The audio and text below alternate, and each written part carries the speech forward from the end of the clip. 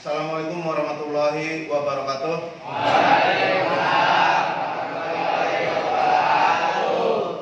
Baiklah, pada hari ini mengajak Bapak di kelas 10 TKR 1 ya.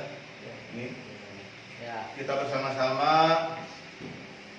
memohon ya pada Allah bahwa kita semuanya diberi kesehatan. Amin.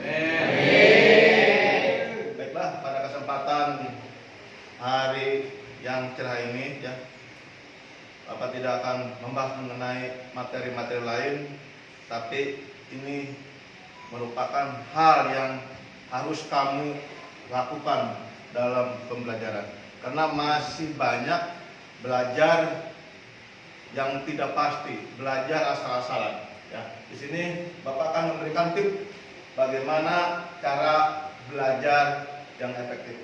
Paham? Kamu biasanya belajar asal-asalan aja. Nah, sekarang harus tahu rumusnya, bahwa belajar itu mudah asal tahu caranya. Ya. Asal-asalan belajar tidak seperti itu. Ya. Pertama, cara belajar yang efektif, kamu harus menentukan dulu tujuan, target. Mau kemana nih belajar saya ini? Mau belajar tentang apa? Contoh, kamu belajar matematika tentang pecahan.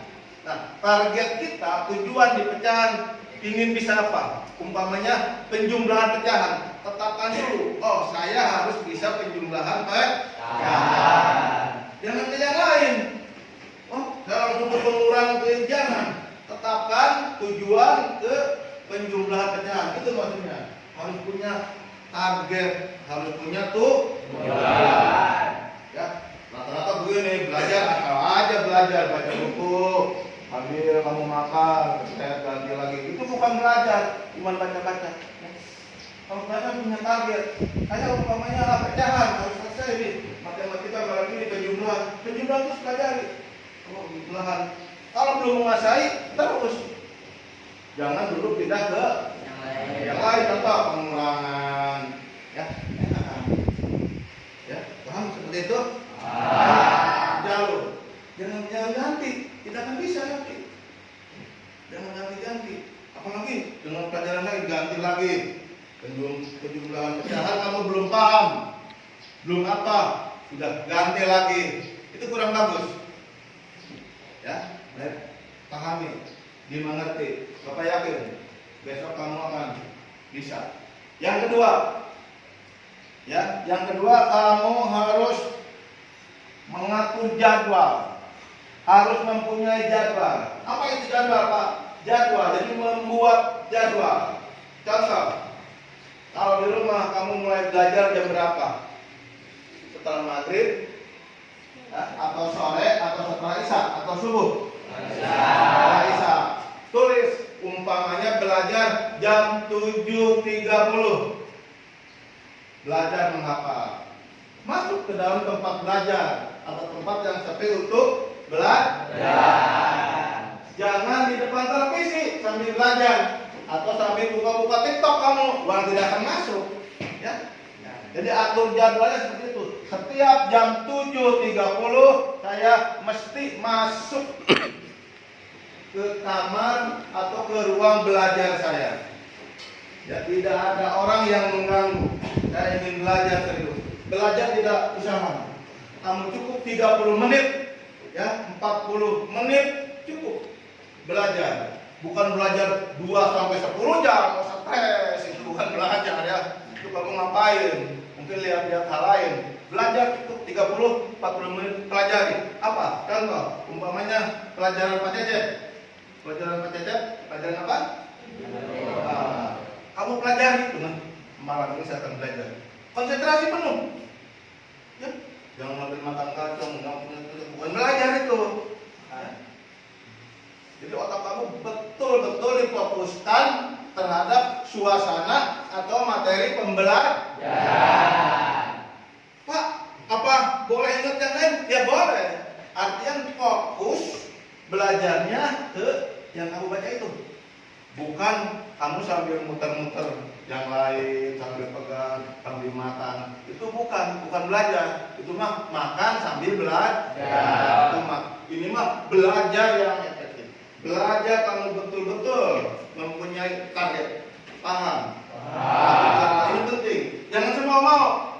Besok jam 7.30 kamu sudah pampang di kamar kamu. Pakai kertas jam 7.30. Saya harus masuk belajar. Besoknya nggak beda.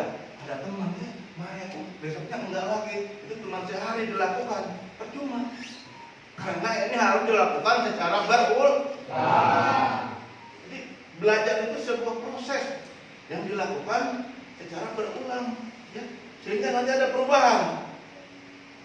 Baik proses tingkah laku, baik perubahan intelektual, cakapan akan berubah. Coba aja, kamu baca setiap hari. Belajar jam 7.30, saya sampai jam 8.30 aja, sejam kata kamu. Belajar 2 materi. Setelah itu coba lakukan. Kamu lakukan setiap hari. Papa yakin akan ada perubahan. Akan ada perubahan. Pak, bagaimana? Pak, saya mah nggak apa-apa. Berarti kamu nggak konsentrasi. Belajar yang benar, konsentrasi, jangan mengganggu ada media-media lain yang mengganggu kamu nih. Jangan. Ya, fokuskan kepada pembelajaran itu, mau materi apa saja, mau bidang studi apa saja, coba lakukan. Yakin kamu akan berhasil sukses. Paham? Ya, coba lakukan. Tadi yang pertama menetapkan tujuan. Yang kedua mengatur jadwal.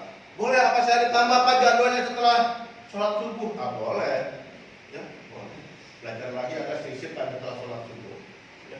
Yang lebih bagus kamu juga membuat jadwal harian. Contoh, bangun jam sekian terus, belajar, berangkat sekolah, itu atur tiap hari harus belajar. Itu disisipkan belajar mau kapan. Ya, enak. Bapak dulu yang mengalami. Ya, pembelajaran efektif, tidak memakan waktu lama. Ya, paham?